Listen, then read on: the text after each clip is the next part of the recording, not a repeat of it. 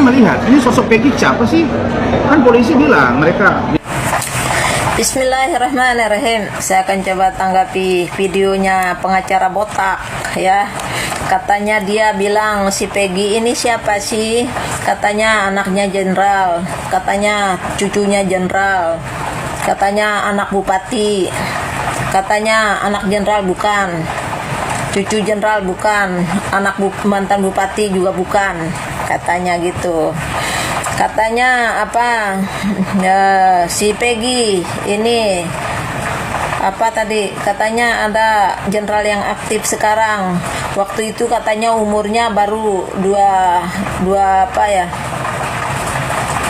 tahun, sekarang 16 tahun. Masa sih? Masa 2 tahun tambah 8 jadi 16 tahun, bukannya jadi 10? Hah? Koplak, pekok ya. Terus katanya apa, katanya polisi apa pelakunya cuma satu. Apa iya cuma satu pelakunya? Hah? Apa geng motor itu cuma satu ya? Satu geng motor yang kami baca ya, ada si Peggy ya, ada si Egy Perong, ada si Linda, ada si Aldo ya, ada si Eep ya. Kok bisa hanya satu?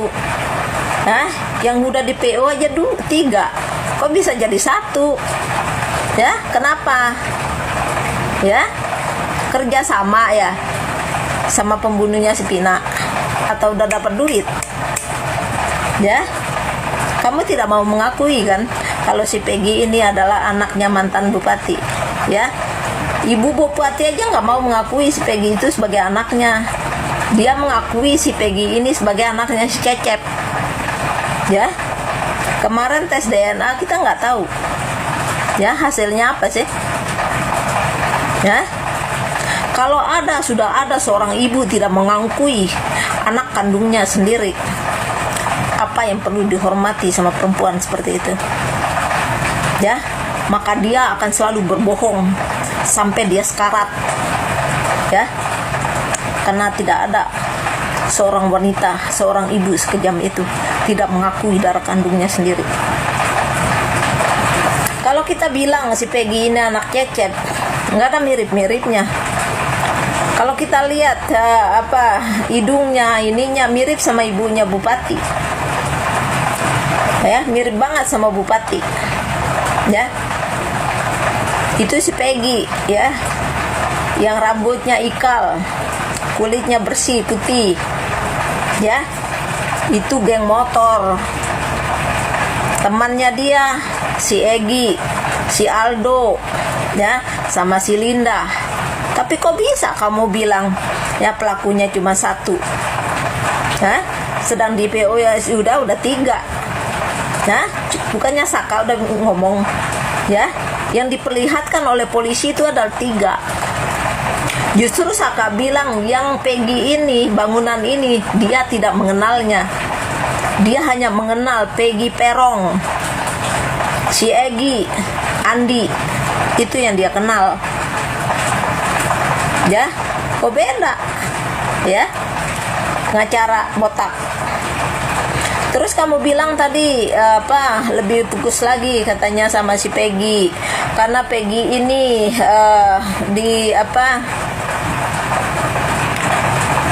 masih di ini ya, masih fitnah ya, memfitnah si botak ya.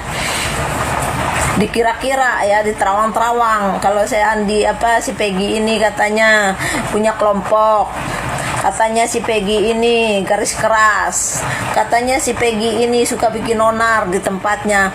Padahal si Peggy ini jarang ada di tempatnya, jarang ada di rumahnya. Dia kerja di Bandung sama ayahnya.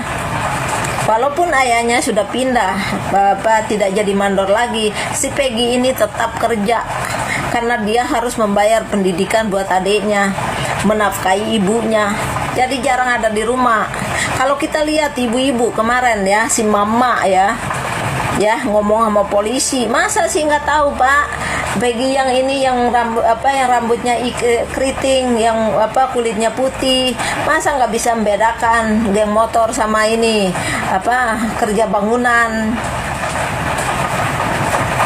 Itu tetangganya si Peggy. Nah sekarang kamu memfitnah dia, memfitnah si Peggy, katanya suka bikin onar di tempatnya. Ya ampun, pengacara botak ya, kalicik banget otak kamu ya. Bukannya kalau orang botak itu cerdas, otaknya tok botak, tapi otaknya nggak ada isinya. Kamu bicara tanpa data kamu. Kalau kami netizen di bawah sini, kami bicara sesuai fakta dan data. Kalau tentang si Peggy, anaknya Ibu Pati yang tidak mau diakui oleh mamanya, pertama kali ya kita lihat tentang pembunuhan si Vina, sebut namanya si Peggy ya, geng motor, itu kami langsung melacak ke Golek. Kami lihat anaknya Bupati. Bupati itu anaknya pertama di Golek itu ada 5. Nama Peggy Setiawan ini paling bawah. Tapi setelah setengah hari kemudian, setelah ini serbar semuanya, kami lihat-lihat sudah diganti baru, revisi ulang, diganti baru, nama Peggy-nya hilang, anaknya sisa jadi 4. Tapi itu sudah terlambat ya, karena kami sudah menyimpan datanya ya, ada di kolong saya semuanya. Jadi kalau sekarang kamu bilang Peggy ini dibilang anak jenderal bukan, cucu jenderal bukan, anak mantan bupati bukan, terus sekarang kamu mau fokus sama Peggy yang bangunan, kamu mau tekan dia ya, supaya dia mau mengaku dia yang melakukannya. Kamu bilang cuman tinggal 1 pelakunya, itu kata polisi. Iya, itu maunya polisi yang kerja sama si Peggy ya, geng motor sama orang tuanya. Itu maunya kalian. Itu artinya kalian tahu pembunuh aslinya ya. Dengan gaya kalian ini, kalian ingin menutupi geng motor itu. Jadi kamu menyebut si Peggy ini punya kelompok ya, Peggy ini selalu terdepan.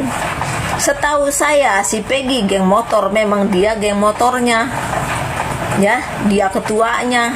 Karena ada tuh videonya saat memperkenalkan diri, saat memberi selamat ya, ada videonya di beranda saya. Kami kalau bicara botak ya, sesuai data yang ada ya, karena kami ada di lapangan ya. Terus kamu bilang tadi ada teman kamu yang ngasih kamu Facebook tentang Peggy.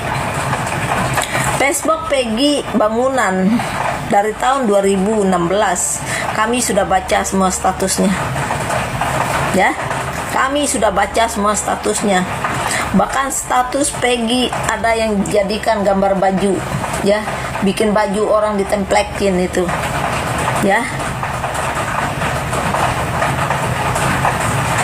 Jadi kalau kamu bicara cuman cuap-cuap, omong kosong ya, pengacara botak ya, tanpa data ya, kamu goblok saya bilang ya.